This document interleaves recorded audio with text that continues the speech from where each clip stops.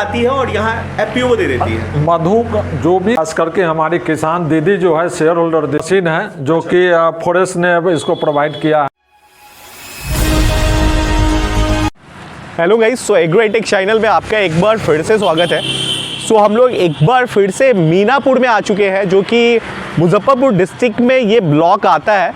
So finally हम लोग एक ऐसे जगह पे आए हैं जहाँ पे एक ऐसा बिजनेस किया जा रहा है जो बाकी के बिजनेसेस से पूरा अलग है, जो कि वुमेन एम्पावरमेंट पे काम किया जा रहा है और कहीं ना कहीं महिलाओं को सशक्त किया जा रहा है इसके बिजनेस के थ्रू। सो हम लोग फाइनली बात करते हैं इस कंपनी के सीईओ से और जानने का कोशिश करते हैं कि फाइनली यहाँ पे क्या अलग किया जा रहा है। सो फाइनली हम लोग यहाँ पे आ चुके हैं जो कि लाइक आप देख पा रहे हो हमारे बगल में खुशहाल Minapur farmer producer company limited करके यहाँ पे एक कंपनी चलाया जा रहा है जो कि मीनापुर ब्लॉक में है और ये मुजफ्फरपुर डिस्ट्रिक्ट में मीनापुर ब्लॉक आता है।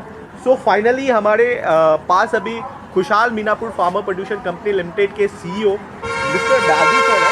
तो हम लोग फाइनली बैजू सर से बात करते हैं और जानने का कोशिश करते हैं कि सर की कंपनी बेसिकली ये फार्मर प्रोड्यूसर कंपनी लिमिटेड है क्या और सर कैसे अलग कर रहे हैं बाकी कंपनियों से। सो हम लोग फाइनली बात करते हैं। जी सर। सिर्फ महिलाओं की कंपनी है यार। अच्छा। सारे महिलाओं ने मिलकर इसको बनाया है। आज के डेट में लगभग 1300 महिलाएं अभी इसके शेयर होल्डर हैं। अच्छा। और सारे शेयर होल्डर किसान हैं जो एकदम छोटा किसान है, छोटा और मध्यम किसान है, जो सब लोग मिल के यहाँ एरिया जो मीनापुर एरिया है वह ऑलरेडी लीची, मशरूम और मधु में खास अपना पहचान बना के रखा है शुरू से ही। खास करके यहाँ लीची मुजफ्फरपुर में जो नाम है मुजफ्फरपुर का, वह मीनापुर ही एक ऐसा जगह है जहाँ से पूरे मुजफ्फरपुर का एक पहचान बनाया है लीची के में। अच्छा। और यहाँ लीची का मधु जो कि भरपूर मात्रा में यहाँ उत्पादित किया जाता है। हमारे सैकड़ों किसान महिलाएं किसान हैं जो कि वह मधु उत्पादन करती है, अपना बॉक्स बना के रखती है और अपना जो सीज़न में मधु लीची का सीज़न में वह लीची में लाती है और फिर लीची का सीज़न ख़त्म होता है तो फिर अन्य जगहों पर जैसे राजस्थान है, मध्य प्रदेश है या यूपी में या जहाँ भी उसको जगह जहाँ रस मिलता है वहाँ ले जाती है। तो फाइनली हम लोग चलते हैं और सर के प्रोसेसिंग यूनिट में देखते हैं बेसिकली क्या क्या सर के पास मशीन और इक्विपमेंट अवेलेबल है। जी सर। एफपीओ का प्रोसेसिंग यूनिट है। अच्छा। जिसमें मधु का प्रोसेस किया जाता है। अच्छा। जैसे कि किसान जो हमारे किसान दीदी है जो मधु उत्पादन करती है वह फिर यहाँ लाती है या एफपीओ के हाथ से बेच देती है। अच्छा। जो मार्केट रेट में। तो आपके जो एफपीओ में जितनी महिलाएं जुड़ी हुई हैं वो पर डे या जो भी प्रोडक्शन उनका हनी का होता है सो वो हनी लेके आती है और यहाँ एफपीओ दे देती है। मधु जो भी लीची मधु है ना, तो मधु मुश्किल से 20 दिन का या सीजन है। अच्छा। लीची में जो अच्छा। मंजर आता है, जो उसमें फूल आता है। अच्छा। तो उसके बाद मधु उसमें उत्पादन शुरू होता है। अच्छा। तो मुश्किल से 15 से 20 दिन वह उत्पादित करती है जो लीची मधु, और वह 15-20 दिन में ही वह जितना ज़्यादा से ज़्यादा उत्पादन कर लेती है फिर अपना इकट्ठा करती है। अच्छा। और इकट्ठा करने के बाद फिर हमारा एफपीओ में जो मेंबर जुड़ी हुई है वह एफपीओ से बात करती है कि हमारे पास इतना मधु है, इसको हमको ले लीजिए। अच्छा। सो पॉइंट करने वाला बात यहाँ पे ये है कि इस एफपीओ के साथ जितनी महिलाएं जुड़ी हैं जो शेयर धारक है उन्हीं से सर बेसिकली जो भी रॉ मटेरियल है चाहे वो हनी का है या बाकी किसी और चीज का है सर उन्हीं से खरीदते हैं। सिर्फ उन्हीं से, वो जो हमारे शेयर होल्डर है उसी का सब चीज है। बाकी जो इनके साथ जो शेयर होल्डर है जो शेयर धारक है इस कंपनी का सर उनसे ही रॉ मटेरियल खरीदते हैं। तो आप देख पा रहे हो यहाँ पे हनी प्रोसेसिंग यूनिट है। हाँ।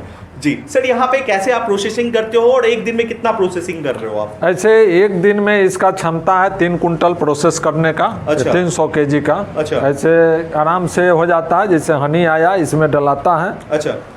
इसमें डला दिया जाता है, इसमें छन्ना है। अच्छा। ये जैसे कि आप देख पा रहे हो ये यहाँ पे ये टैंक है जिसमें हनी रॉ मटेरियल जो हनी आता है वो रखते हैं। इसमें छानने के बाद जी सर फिल्टर करने के बाद इसमें रखते जाते हैं, फिर इधर से आता है यहाँ गर्म करता है। अच्छा। फिर यहाँ से इसमें आता है, फिर यह गर्म करता है। अच्छा। फिर वहाँ से आते हैं, फिर यहाँ से बॉयलर होते हुए। अच्छा। फिर इधर से आते हुए फिर यहाँ आके फिर इसमें जमा होता है, फिर प्रोसेस करके यहाँ से मधु जो प्रोसेस किया हुआ मधु यहाँ से फिर निकलना शुरू हो जाता है।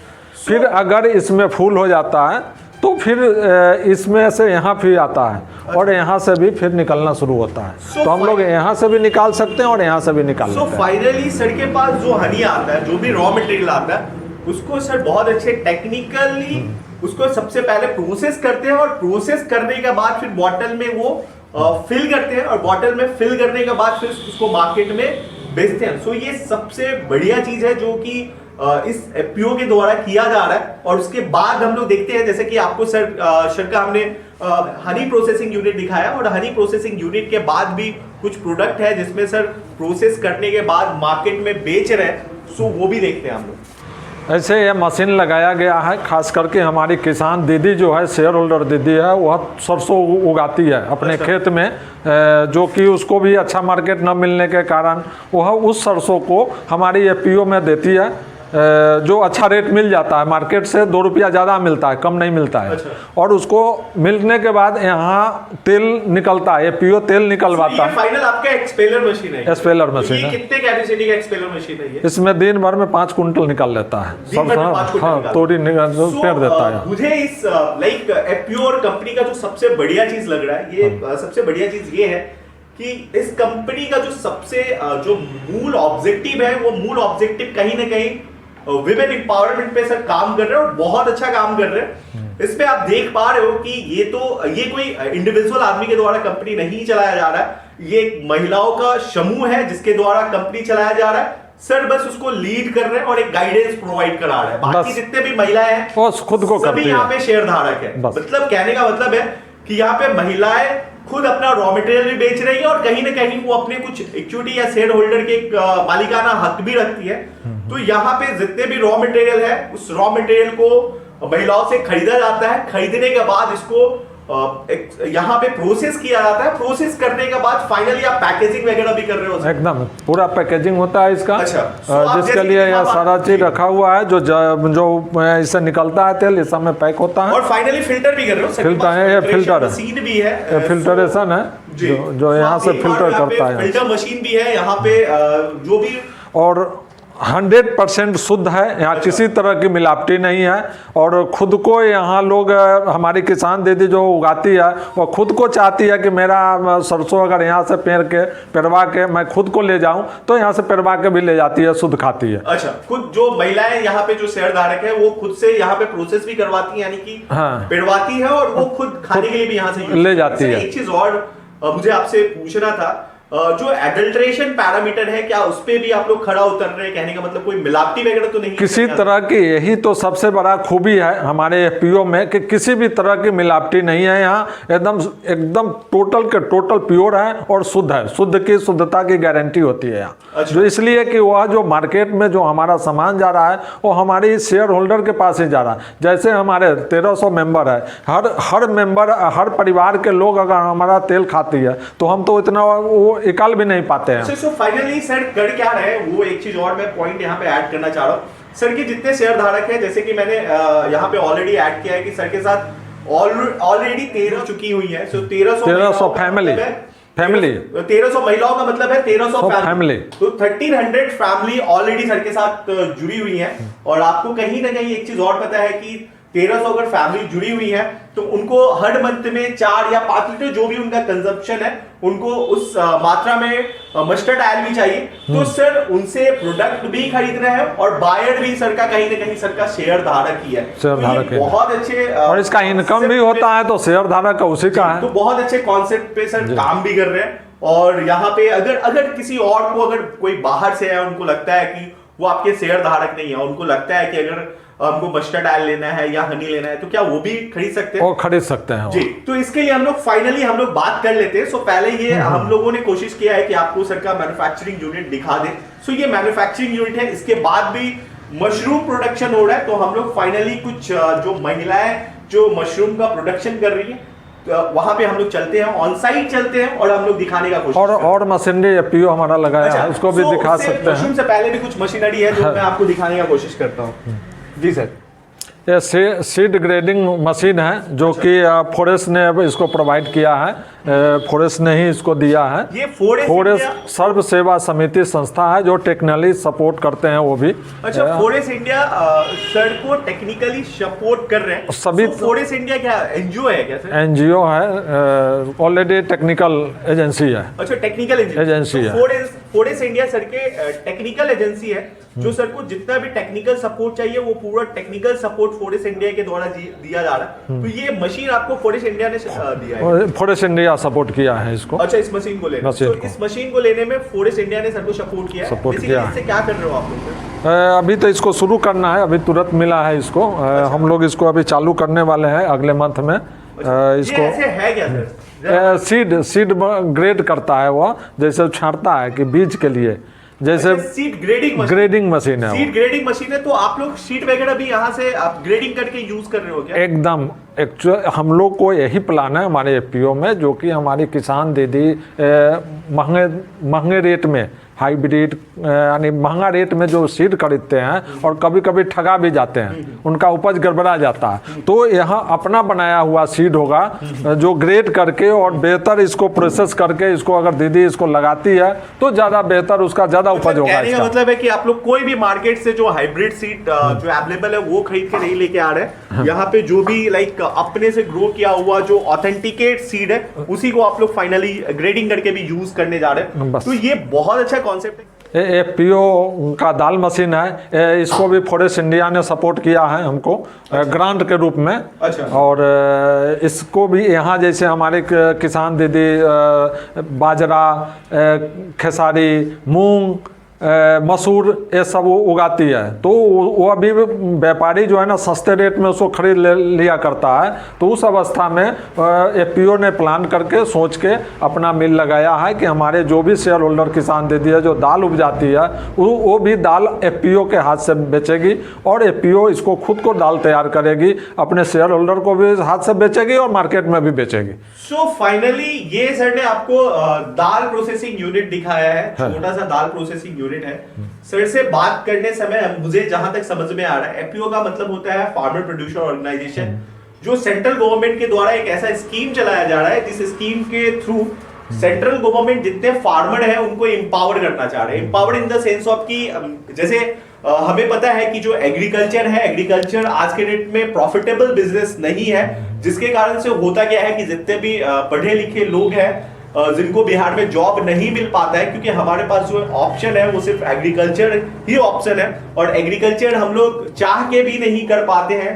उसका सबसे जो मेन रीजन है वो मेन रीजन यह है कि हमें यहाँ पे जो सही दाम है वो सही दाम हमको नहीं मिल पाता है, जिसके कारण से सेंट्रल गवर्नमेंट एक स्कीम चला रही है फार्मर के लिए। सही है सर? हाँ, एकदम सही है। स्कीम के थ्रू सेंट्रल गवर्नमेंट फार्मर को एम्पावर करना चाह रही है ताकि जो फार्मर खुद का जो भी एग्रो प्रोड्यूस है जो ग्रो कर रही है अपने लाइक फील्ड में आप कह सकते हो या अपने खेत में जो भी ग्रो कर रही है उनको वो खुद प्रोसेस करे और प्रोसेस करने के बाद उसको मार्केट में वो मुहैया कराए। और इससे दो फायदा होने वाले हैं। एक तो जो फार्मर है वो खुद से सशक्त हो गए और वो खुद से एक आप कह सकते हो एक प्रोसेसर भी बन गए और वो खुद अपने प्रोडक्ट का मार्केटिंग भी कर रहे हैं और अच्छा मूल्य भी मिल जाता है। मतलब एक जो इंटरमीडिएटर होते हैं उस इंटरमीडिएटर को खत्म करना चाह रही है सरकार ताकि जो फार्मर है वो सशक्त सीधा लाभ मिले उसको। जी, सीधा लाभ मिले। सो ये सेंट्रल गवर्नमेंट के द्वारा एक मैं बोल सकता हूँ एक बहुत अच्छा लाइक स्कीम चलाया जा रहा है। जी सर। सो फाइनली हम लोग चलते हैं और इसके बाद कुछ मशरूम वगैरह में भी सर काम कर रहे हैं। मशरूम में बहुत ऐसी महिलाएं हैं जो मशरूम को अपने लाइक फार्म कर रही है अपने जगह पे। सो हम लोग कोशिश करते हैं वो भी आपको दिखाने का। सो चलते हैं और देखते हैं फाइनली। एक्चुअली हमारे एफपीओ के शेयर होल्डर हैं दोनों और ये हमारी बोर्ड मेंबर भी हैं एफपीओ का, विभा जी हैं जो इनको ऐसे ऐसे बहुत सारे किसान दीदियों को एफपीओ हमारी फॉरेस्ट के टेक्निकल सपोर्ट से इसको ट्रेनिंग दिया गया अच्छा मशरूम उत्पादन पर। अच्छा। और बहुत अच्छी ट्रेनिंग दी गई लोगों को। इन्होंने ट्रेनिंग लेकर इन्होंने अपना शुरुआत की कि चलो हम लोग भी करेंगे। तो ऐसे बहुत सारे लगभग फर्स्ट राउंड में लगभग 40 से 50 महिलाएं इसको बेसिकली ट्रेनर है और ट्रेनिंग प्रोवाइड कराते हैं, महिलाओं को ट्रेनिंग देते हैं। सो ये मशरूम प्रोडक्शन कैसे किया जाए और कैसे उसका प्रोडक्टिविटी बढ़ाया जाए, या जो भी टेक्निकल एस्पेक्ट है मशरूम प्रोडक्शन में, वो सारा विनोद जी के द्वारा प्रोवाइड किया जाता है। सो विनोद जी, आप बेसिकली ऐसे कितने सेंटर को आपने ट्रेनिंग प्रोवाइड कराया है? जी, हम लोग जो है तकरीबन 300 से 400 लोगों को, महिला लोगों को जो है हम लोग training provide so finally Vinod ji अभी 300 से 400 महिलाओं को मशरूम प्रोडक्शन के बारे में इन्होंने ट्रेनिंग दे चुका है। सो इसके अगर प्रोडक्शन के बारे में बात करें, क्योंकि आप टेक्निकल मशरूम प्रोडक्शन फील्ड से हो तो आपको अच्छे से पता होगा, उसका प्रॉफिट और लागत का बात करें तो क्या इसमें लागत आने वाला है? जी, इसमें जो है प्रॉफिट और लागत की बात बताया जाए तो उसमें जो है डबल से लेकर ट्रिपल तक जो है इसमें मुनाफा होती है। जितना लगाइए उसका डबल पूंजी हो जाता है, या अधिक सही ढंग से बारीकी जो इसका नियम है उसके तहत अगर ध्यान दिया जाए तो जो है उसका ट्रिपल जो है मुनाफा हो जाता है। सो ये इसमें 50% ग्रॉस मार्जिन हम लोग लगभग लेके चल सकते हैं। सो 50 to 60% आपको ग्रॉस मार्जिन मिलेगा। सो जैसे कि आप देख पा रहे हो, ये भी एक ऐसा सेंटर है जो कि महिलाओं के द्वारा ही चलाया जा रहा है। ये पूरा सेंटर महिलाओं के द्वारा ही चलाया जा रहा है। पूरा देख रेख और इसका प्रोडक्शन वगैरह है वो सारा महिलाओं के द्वारा किया जाता है। इसमें विनोद जी का रोल बस ये है कि ये जो भी जहां फंसती हैं, जो भी टेक्निकल रिक्वायरमेंट होता है वो टेक्निकल चीज़ यहाँ पे ये बताते हैं लोगों को। और दूसरा चीज़, मार्केटिंग में भी हेल्प कर रहे हो क्या आप?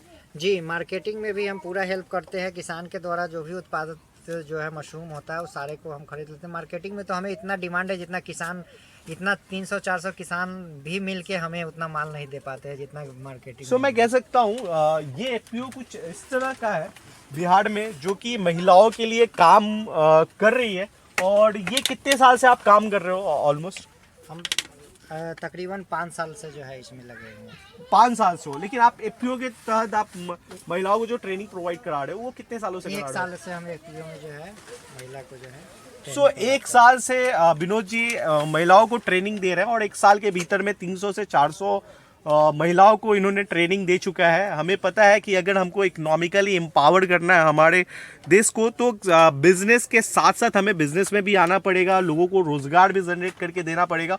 और उससे जो सबसे ज़्यादा इम्पॉर्टेंट चीज़ है वो इम्पॉर्टेंट चीज़ ये है कि हमको कहीं ना कहीं महिलाओं को भी सशक्त करना पड़ेगा।